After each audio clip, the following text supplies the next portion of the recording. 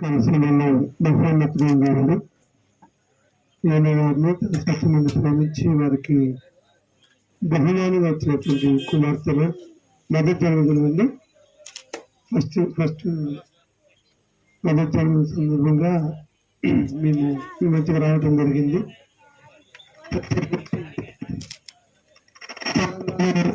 Bible school మమ్మల్ని ప్రాంతాలు గారు అలాగే ఇక్కడ లోకల్ ఉన్నటువంటి దైవజనులు అక్కడ వచ్చేస్తూ ఉన్నారు. కొద్ది నిమిషాలు దేవుడి వాక్యాన్ని మనం ఆలోచన చేద్దాము. తన ప్రియులు నిద్రించుచుండగా దేవుడు వారికి ఇచ్చుచూ ఉన్నాడు. ఈ మాట ఎక్కడ వస్తుందో గుర్తుపట్టారా? తన ప్రియులు నిద్రించుచుండగా ఆయన వారికి ఇచ్చుచున్నాడు. 127వ కీర్తన మనం చూసినప్పుడు ఆ 127వ కీర్తనలో 3 విషయాలు మాట్లాడుతూ ఉంటాడు. ఒకటి, యెహోవా ఇల్లు కట్టించినట్లయితే దాని కట్టువారి ప్రయాసము వ్యర్థమే. రెండోది, యెహోవా పట్టణమును కాపాడినట్లయితే దానికి కాయువారు మేలుకొని ఉండుట వ్యర్థమే. మూడోది, తన ప్రియులు నిద్రించుచుండగా ఆయన వారికి ఇచ్చుచున్నాడు. వాస్తవంగా ఈ భూమి మీద దేవునికి పిల్లలు కావాలి. ఎలాంటి పిల్లలు? దేవుని మహిమపరిచేటువంటి పిల్లలు కావాలి. మీరు అనుకోవచ్చు, యవన ప్రాయంలో ఉన్నటువంటి బిడ్డలకు దేవుడు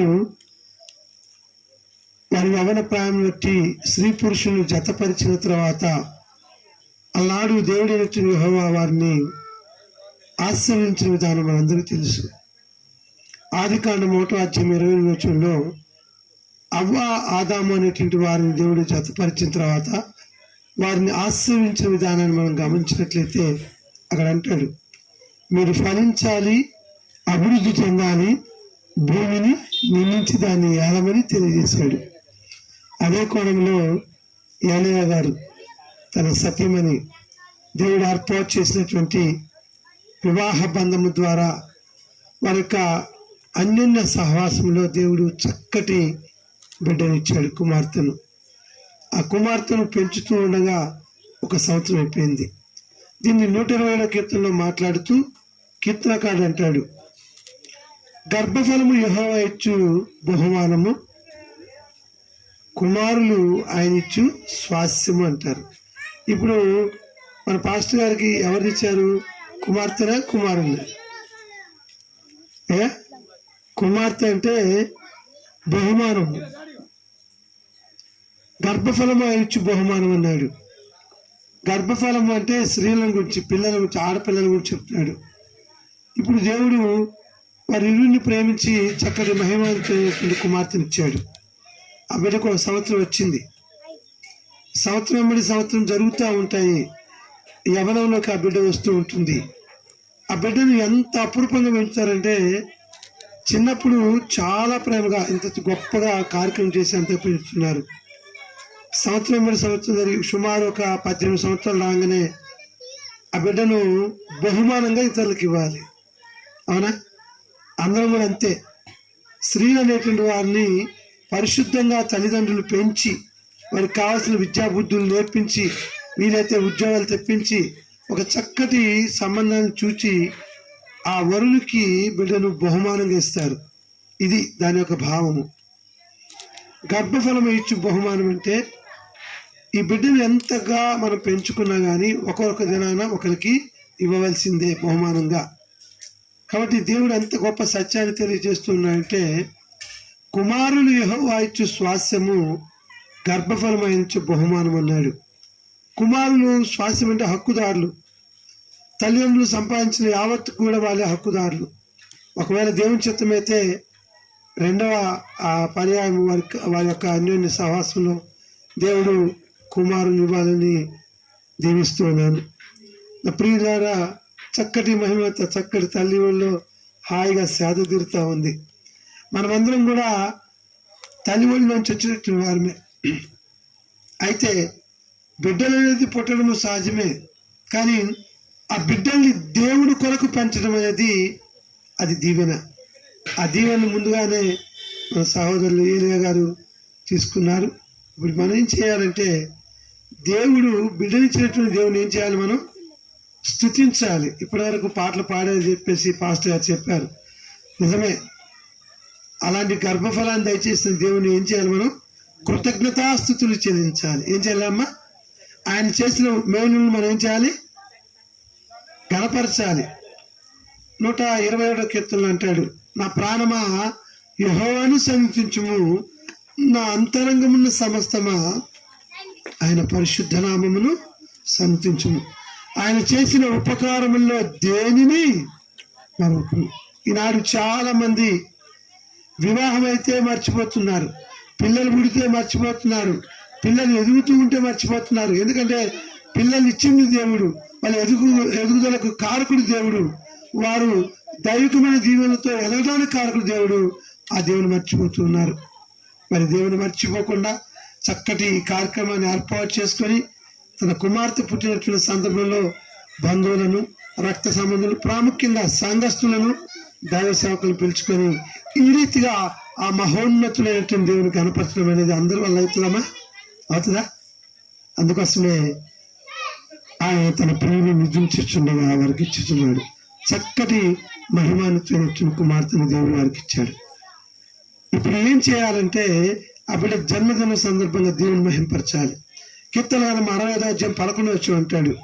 కీర్తన 65:11 సంవత్సరము నీకు దయా కిరీటముగా ధరింపజేసి ఉన్నాను, నీ అడుగుల జాడల సారము వెదజల్లుచున్నదని మాట్లాడుంటాడు.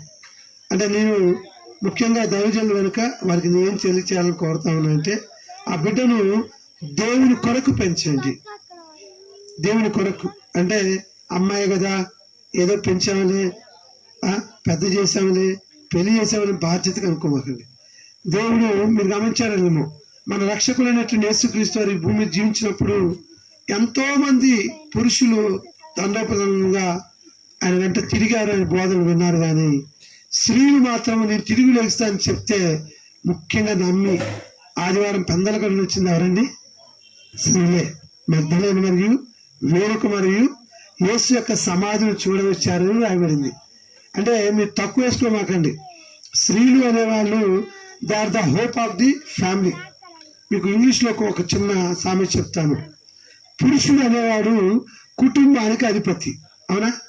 ఇప్పుడు మొన్నదాకా 2 ఉన్నారు, 1 సంవత్సరం క్రితం, ఇప్పుడు 3 అయ్యారు. ఆ 3 మధ్యలో ఎవరు ఉంచుకోవాలని మీరు ఆశపడుతున్నారు? యేసుక్రీస్తు వారిని మీ సంసారంలో ఉంచుకుంటే ఆయన అద్భుతంగా ఆశీర్వదిస్తాడు. అవునా కదా? చాలా మంది పెళ్లిళ్ళు అవుతున్నాయి, పిల్లలు పుట్టట్లేదు. నా స్నేహితురాలు ఒక ఆమె ఉంది, నిజంగా కొన్ని లక్షల రూపాయలు వెచ్చించి పిల్లలు పుట్టట్లేదని. మీకు తెలుసో లేదో ఐవీఎఫ్ అని మరి గర్భధారణ చేసేటువంటి కొన్ని పద్ధతులు గుర్తించారు. దేహం అంతా పాడైపోయింది, ఎంత డబ్బులు ఖర్చు పెట్టినా పిల్లలు పుట్టలేదు. చివరికి పెంచుకుందాం అనుకునేటువంటి ఆయనకి భార్య మధ్య మనస్పర్ధలు చూపిపోయారు. 2 చెరో 2 లక్షల జీతాలు సంబంధించారు. వారి కుటుంబంలో ఏం లేదు, ఆనందం లేదు, పిల్లలు లేదు. నిజంగా ఆ పిల్లలు ఇచ్చిన దేవునికి ఏం చేస్తున్నారు? ఇప్పుడు వీళ్ళు దేవునికి కృతజ్ఞతాస్తుతులు చేస్తున్నారు. అందుకోసం అంటున్నాడు కీర్తనకారుడు, నా అంతరంగమున్న సమస్తమా ఆయన చేసిన ఉపకారములకు ఏం చేయాలంట? కృతజ్ఞతాస్తుతులు చేయాలి. కృతజ్ఞత అంటే థ్యాంక్స్ గివింగ్ అంటాడు. గ్రీకులో ఇష్టాకారి అనే పదం వాడతాడు. ఒక చిన్న సహాయం చేస్తే, ఎవరైనా త్రోవలు వెళ్ళేటప్పుడు మనం నడుచుకుంటూ వెళ్తున్నాము, గమ్యానికి వెళ్ళాలి, అయ్యా కొంచెం లిఫ్ట్ ఇవ్వంటే మంచి హృదయమైనటువంటి మా మికాయల్ పాస్టర్ గారు ఏం చేస్తుంటే రా అయ్యా లిఫ్ట్ ఇచ్చాడు. 1 కిలోమీటర్ వెళ్ళిన తర్వాత చాలా వందనాలు అయ్యా అంటే థ్యాంక్స్ అంటాం. ఏమంటాం? థ్యాంక్స్ అంటాం. అంటే చిన్న సహాయం చేస్తేనే కృతజ్ఞతలు చెల్లిస్తాం. లేదు, చదువుకునే పిల్లలు పెన్ను మర్చిపోయి వచ్చారు, అరే బాబు నాకు పెన్ను ఇరా బాబు అంటే ఏం చేస్తారు? పెన్ను ఇచ్చినప్పుడు మళ్ళీ రాసుకొని ఇచ్చినప్పుడు ఏమంటాడు అతను? థ్యాంక్ యూ అంటారు. అంటే భౌతిక సంబంధమైనటువంటి ఈ విషయంలోనే థ్యాంక్ యూ, కృతజ్ఞత. అంటే ఆ జ్యోతిర్మైనటువంటి దేవుడు మనకు కావాల్సినటువంటి పిల్లలను మనం నిద్రిస్తున్నప్పుడు వారికి ఇస్తున్నానంటే ఆయనకి ఏదో చెప్పాలి. దావీదు చెప్తున్నాడు, నా అంతరంగంలో ఉన్న సమస్తమా, అంటే దేవుని ఉన్నటువంటి అవయవాలే కాదు, పరమాణువులే కాదు, ప్రతి అణువు కూడా ఆయన స్తుతించాలి. ఎందుకంటే ఆయన చేసిన ఉపకారంలో దేనిని మరొకరు. అంత చక్కటి కుమార్తెను బహుమానాన్ని ఇచ్చాడు. ఆ బహుమానాన్ని పెంచాలంటే ఏం చేయాలి? ద్వితీయోపదేశకాండం 6వ అధ్యాయం 4-5 వచనాల్లో అంటాడు, ఓ ఇజ్రాయేలు వినుము, మన దేవుడకు యెహోవా అద్వితీయుడకు యెహోవా, నీ పూర్ణ హృదయంతో, నీ పూర్ణ ఆత్మతో, నీ పూర్ణ బలముతో, నీ పూర్ణ శక్తితో నీ దేవుడు యెహోవాను ప్రేమించాలి. ప్రేమించడం అంటే ఏంటి అర్థము? ప్రేమించడానిగా ఆజ్ఞలు గైకొనటము, ప్రేమించడానిగా ఆజ్ఞలు అనుకోవటము. 1 యోహాను పత్రిక 2:3 అంటాడు, ఆజ్ఞలు గైకొనాలి. ఎన్ని ఆజ్ఞలు ఉన్నాయి బైబిల్లో? క్రొత్త నిబంధనలు ఎన్ని ఆజ్ఞలు ఉన్నాయండి తెలుసా మీకు? ఎన్ని ఆజ్ఞలు ఉన్నాయి? 2. పాత నిబంధనలు ఎన్ని ఆజ్ఞలు ఉన్నాయి? 613 ఆజ్ఞలు ఉన్నాయి. మీ బైబిల్ స్కూల్ చెప్తా తర్వాత. వాస్తవంగా నువ్వు అన్న 10 కరెక్టే. అవి ప్రాథమికంగా దేవుడు యెహోవా తన చేవ్రాతతో ఆ పలకల మీద రాసి ఇచ్చినట్టు. అవి కాక ఇంకా 603 ఆజ్ఞలు ఉన్నాయి. అవి నెరవేర్చకపోవడాన్ని బట్టే యేసుక్రీస్తు వారి ఈ లోకానికి ధర్మశాస్త్రం నెరవేర్చడానికి వచ్చాడు. కానీ క్రొత్త నిబంధనలో యేసుక్రీస్తు వారిని శోధించడానికి ఒక ధర్మశాస్త్ర ఉపదేశకుడు వచ్చాడు. మత్తయి సువార్త 22వ అధ్యాయము 37వ వచనంలో, నేను నిత్య జీవం పొందడానికి ఏం చేయాలన్నాడు. ఏమన్నాడు యేసుక్రీస్తు వారు? ఆయనకు అర్థమైపోయింది, నన్ను శోధించడానికి వచ్చాడు ఈ ధర్మశాస్త్ర ఉపదేశకుడు అన్నాడు. బైబిల్ ఏం రాయబడింది, లేదా ధర్మశాస్త్రం ఏం రాయబడింది చెప్పు? నువ్వు నిత్య జీవం పొందాలంటే ఏం చేయాలి? నీ పూర్ణ హృదయంతో, నీ పూర్ణాత్మతో, నీ పూర్ణ శక్తితో, నీ పూర్ణ వివేకంతో నీ దేవుని యెహోవాను సేవించాలి, ప్రేమించాలి. అది మొదటి ఆజ్ఞ. 2వ ఆజ్ఞ చెప్పాడు. ఏంటో 2వ ఆజ్ఞ? నిన్ను వలె నీ పొరుగువారిని ప్రేమించాలి. ఈ 2 ఆజ్ఞలు చేస్తే ధర్మశాస్త్రం అంతటిని కూడా నెరవేర్చినట్లే. అది నువ్వేం చేయాలంటే అయ్యారు నీ బిడ్డకు నేర్పించాలి. ఎప్పుడు నేర్పించాలి తెలుసా?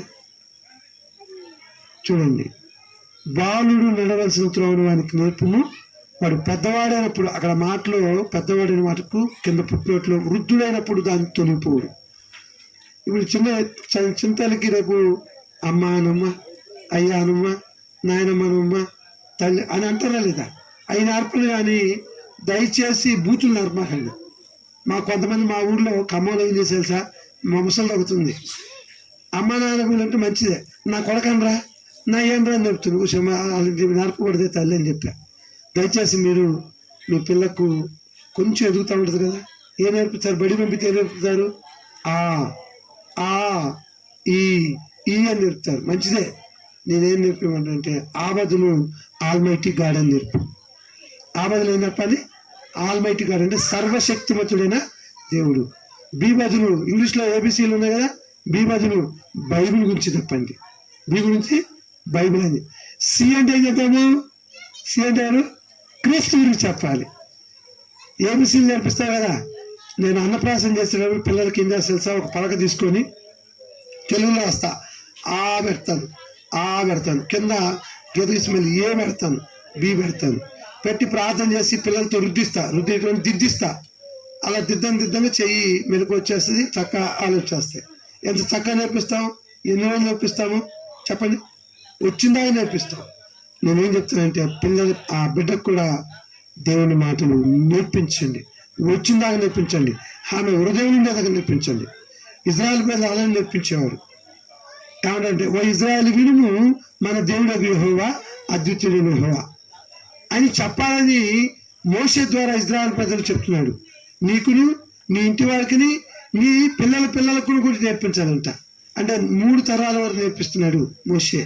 ఏమని నేర్పిస్తున్నాడంటే, నువ్వు కూర్చున్నప్పుడును, పడుకున్నప్పుడును, త్రోవన వెళ్ళినప్పుడును వాటినే పిల్లలకు నేర్పించాలి. నేర్పిస్తారా? నేర్పించండి రా.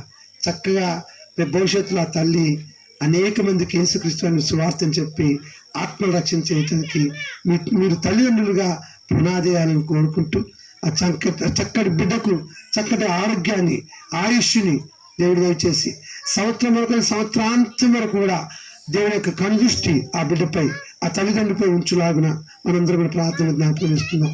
65వ కీర్తన 11వ వచనం ఏంటంటే, సంవత్సరము నీకు దయా కిరీటముగా ధరింప చేసి ఉన్నాను. నీ అడుగుల జాడల సారము వెదల్చున్నాను. ఆ బిడ్డకు తెలియదు పాపం, ఎలా అడుగు వేయాలో, ఎలా నడవాలో, ఎలా కూర్చోవాలో తెలియదు. మీరు నేర్పించాలి, దేవుని మాటలు నేర్పించాలి. ఆల్మైటీ గాడ్, సర్వశక్తి గల దేవుడు యెహోవా దేవుడు. రెండవది బైబిల్ అని నేర్పించాలి. బైబిల్ ఏంటి? అది ప్రేరేపిత గ్రంథము, పరిశుద్ధ గ్రంథము, పరిశుద్ధాత్మని ప్రేరేపించడం ద్వారా రాయబడిన గ్రంథము. ఆ గ్రంథంలో ఉన్నటువంటి మాటలన్నీ నేర్పిస్తే ఆ బిడ్డ అద్భుతమైన పాస్టర్ అయింది. అది అద్భుతమైన పాస్టర్ అయింది. అర్థమవుతుందా? అలాగనే క్రీస్తు గురించి పరిచయం చేయండి. ఈ లోకంలో ఉన్నటువంటి మనుషులను రక్షించబడాలి అంటే ఎవరి వల్ల సాధ్యము? నా వల్ల సాధ్యం కాదు, ఇక్కడ ఉన్నటువంటి పాస్టర్ల వల్ల సాధ్యం కాదు. మీ వల్ల సాధ్యం అండి? మీ వల్ల సాధ్యమా? ఎవరి వల్ల సాధ్యము? యేసుక్రీస్తు వారి గురించి బోధిస్తే, యేసుక్రీస్తు వారి గురించి తెలుసుకుంటే ఆయన మన జీవితాలను మారుస్తాడు, నీ బ్రతుకుని మారుస్తాడు, నీలో ఉన్నటువంటి పాపని తీసివేస్తాడు. ఈ భూమి ఉన్నటువంటి మనుషులు ఎవరు పాపాన్ని తీసివేయలేదు, కానీ మన ప్రభు అయినటువంటి యేసుక్రీస్తు వారు, మన రక్షకుడు అయినటువంటి యేసుక్రీస్తు వారు, మన ప్రాణ విమోచకుడు అయినటువంటి యేసుక్రీస్తు వారు నీ పాపం నుంచి వినిపించి నిన్ను పరలోకానికి తీసుకెళ్తాడు. ఈ రాత్రి సంబంధించున్నారా? నమ్మినట్లయితే ఈ మహిమాన్విత బిడ్డ యొక్క సందర్భంగా క్రీస్తు యొక్క సువార్తను మీకు తెలియజేస్తున్నాను. ఎవరైతే ఆయన యొక్క మాటలు వింటారో, ఎవరైతే ఆయన మాటలు విశ్వసిస్తారో, ఎవరైతే మారు మనసు పొందుతారో, ఎవరైతే పాప క్షమాపణ నిమిత్తము యేసుక్రీస్తు వారి దేవుని కుమారుగా ఒప్పుకొని క్రీస్తుని జన్మిస్తారో వారు రక్షించబడతారు. వారు క్రైస్తవులు. ఎవరు? వారు. ప్రశ్న, ఎవరు క్రైస్తవులు? ఇటు అంటారేంది? వాక్యాన్ని వినాలి, విశ్వసించాలి, మారు మనసు పొందాలి, యేసుక్రీస్తు దేవుని కూడా ఒప్పుకోవాలి, ఆ తర్వాత క్రీస్తులోనికి బాప్తిసం పొందాలి. మీరు సర్వలోకానికి వెళ్ళండి, సర్వ సృష్టికి సువార్తను ప్రకటించండి. మేము బాప్తిసం పొందినవాడు రక్షించబడి, నమ్మని వారికి శిక్ష. ఆ నమ్మేటట్టుగా మీ బిడ్డలను పెంచండి. అప్పుడు అనేకులకు సత్య సువార్తను ప్రకటించి తండ్రి దేవుణ్ణి, యేసుక్రీస్తు వారిని, పరిశుద్ధాత్మని పరిచయం చేసి తనతో పాటు మనందరూ, ఒకవేళ మనం బతుకుంటే తన కాంటెంపరీ అంటే తనతో ఉన్నటువంటి వారందరూ కూడా ఆ పరమ కొరికి తీసుకెళ్లాలని ఈ సందర్భంగా చంటి బిడ్డను కన్నటువంటి తల్లిదండ్రులను దీవిస్తూ ఈ అవకాశం ఇచ్చిన దైవజనుడు, ఈ అవకాశం ఇచ్చినటువంటి స్థానిక పాస్టర్ వచ్చగా నేను తెలుసుకుంటాను. నన్ను మీ మధ్య పరిచయం చేసినట్టు మా బావగారు, అన్నయ్య గారు, వీరికి క్రీస్తు నామమున తెలియజేస్తూ ముగిస్తున్నాను.